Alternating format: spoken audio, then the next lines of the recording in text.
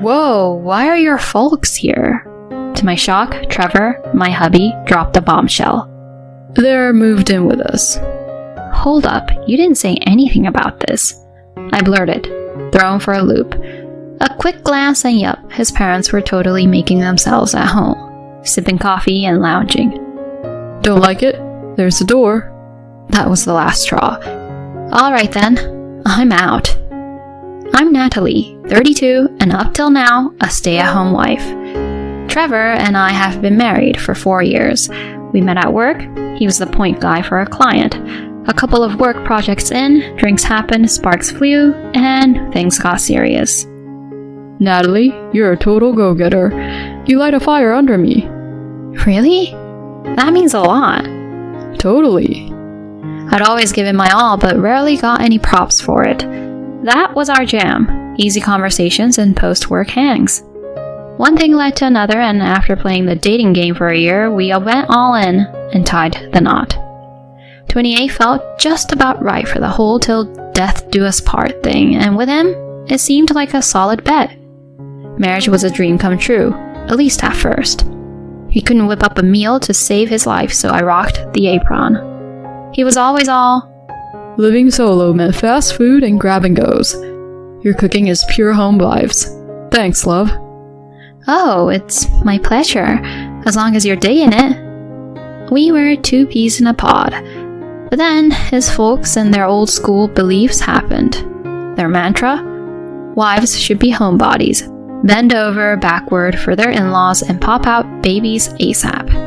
And being the round peg in their square hole, I got the cold shoulder. You're honestly the worst. Can't get anything right, can you? Keep it up and you'll be out on your ear. They'd trash talk me during our visits. Talk about a knife to the heart. Trevor was not exactly my knight in shining armor. Give it a rest, Mom and Dad. Nobody's perfect. Not exactly a rousing defense. Our trust was crumbling fast. Buckling under parental pressure, I gave my job the boot. That was 2 years ago. He kind of nudged me towards the homemaker life. I made a case for Team Us working, but he went with the cut me some slack. My folks are up my grill, saying, you're walking all over me. Just go with it, so I catch a break. He looked genuinely beat, so I caved. If my giving up my work meant better relationships within the family, I was all for it. But it turned out to be a big mistake. Being home 24/7 gave his parents a free pass to play puppeteer. Now that you're officially on house duty, haul yourself over here and tackle ours. His mom, Paulina, would bark on the daily.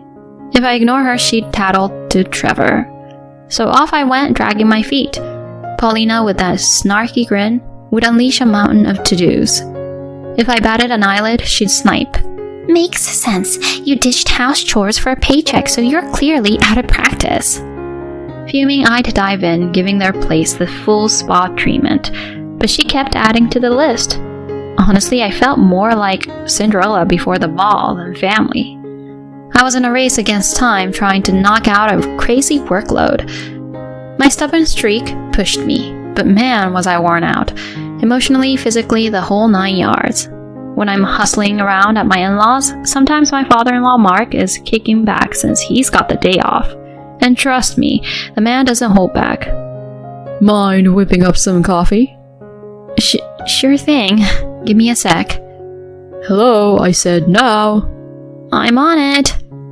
Jeez, what's with her? Every time he cranks up the volume, Paulina's right there adding her 2 cents. Seriously, what's her deal? Bet her folks would be a sight to see. You've met them, remember? Plain as day. Oh yeah, super vanilla. Yep, they even throw shade at my parents. That was the last straw. Okay, lay off. Trash talk me all you want, but leave my parents out of it. Say you're sorry. Apologizing for dissing my parents. I erupted, face flaming. They probably didn't expect me to talk back like that. They looked like deer in headlights. But then their pride kicked in. Whoa there, Missy. Know your place. For real? Who do you think you are talking back like that? Out. Now. So I booked it out of there. That evening, Trevor was all up in arms. My folks called. They said you caused a scene. What happened? They were trashing my family. Was I supposed to just take it? But you're part of this family now. Seriously? You too? Look, I can't deal with them anymore. Stop making this about you. This isn't a me thing. It's self-preservation. If you want this marriage to work, swear I won't have to face your folks again. Okay. I made my point so clear he didn't have a choice. From then on, no more in-law visits. At Christmas, Trevor did his family thing while I kicked back with mine. Just ditching the in-law drama was an instant stress buster. Life's been smooth sailing. Maybe that's why I got a surprise. I'm expecting. We've hit our 4-year mark, so this wasn't on my radar. My chill vibes probably made it happen. When I broke the news to Trevor, he was over the moon. Wow, we're gonna be parents. This is awesome, Nat. Let's make this a great journey. Wait till my folks hear. They'll be ecstatic. Ugh, why go there? I don't need reminders of their grandkid nagging. They'll probably want a mini Trevor and throw a fit if it's a girl. I brushed that off, focusing on the bub on the way. Just thinking about them stressed me out. Boy names? Girl names? I got lost in those thoughts. Trevor piped up. Mom and Dad want to throw a baby bash. But I was having none of it. No way was I erasing the past because of a new chapter. Meeting them? Hard pass. He was a bit bummed. Are you ghosting them for good? They're family. At least show up for the big moments. I sighed. Fine. Once the kiddo arrives, we'll do a quick intro. But if they cross a line, I'm done. Deal. He looked totally beat, but the root of it all was his folks and their treatment of me. If they'd been chill, we could have avoided the drama. Then came baby time. I safely delivered our bundle of joy, Lisa. Gosh, she's a cutie. Trevor was over the moon, always cooing and calming her. His parents swung by the hospital for a visit. I was a bundle of nerves seeing them, but thank goodness they were all eyes on Lisa. Isn't she darling? Doesn't she have Trevor's eyes? For real? Absolutely. She's gonna be a knockout one day. They were so wrapped up in Lisa, they barely glanced my way. Cool with me, I was in the mood for clashes. Trevor and his folks headed out after a bit, sticking to our game plan. We'd agreed, limit the in-law interaction, especially right after childbirth. He kept his word, but I had no idea he was cooking up a surprise. A few days later, ready to head home with Lisa, I called Trevor for a ride. His excuse? Work. On his day off, something felt fishy. The guy was always home by dinner, hardly any overtime. My spidey senses tingling, I got home and boom, shoes everywhere. His kicks right up front. So much for work, he played it cool. Back so soon? I was ticked. Work, huh? Where's that? He fumbled, coming up short. The real kicker was walking in to see his folks. Whoa, why are your folks here? I shot. Then he dropped a whopper. They've moved in with us. Hold up. You didn't say anything about this. But with his parents sprawled out, making themselves at home, he got bold. My parents come first. You're the wife, you roll with it.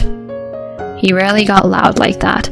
Then his parents chimed in. Hey Natalie, you're back. We're roomies now. This place is big and new. Perfect for the family. Wait, what? We'd been in this place for a year, but apparently they missed the memo. Trevor, feeling all gutsy with his parents backing him up, snapped. Don't like it? Door's right there. You can't be serious. Try me. That did it. Fine, I'm out. Grabbing Lisa, I bolted and spilled everything to my folks. They were livid. Dad didn't waste time. We rang up a mover and stormed back to confront my suddenly gutsy husband and his folks. Oh, back again? Thought you got the boot? As she said this, movers began rolling up. Hold up, what's happening here? The movers started hauling out boxes like it was Black Friday. They snagged my stuff and pretty much everything in the house, down to the toaster. Whoa, why are you snagging all our stuff? I shot back. Because it's mine, Paulina. Trevor was off at work, and from what I heard, Mark had gone all fisherman on us since dawn, so it was just her watching the Great Escape. She looked like she'd seen a ghost, watching the movers do their thing. After the last box was loaded up, they zoomed off. And do me a favor, give these divorce papers to Trevor, I said, handing them over. She took them, still in La La Land. Dad and I hightailed it out of there, and soon enough my stuff landed at my folks' place. I'd need my parents' backup juggling work and single mom life, so moving in with them for a bit felt right. Cue predictable drama that evening. Ring ring. Hello? Why'd you swipe all our stuff? How are we supposed to Netflix and chill now? My comeback?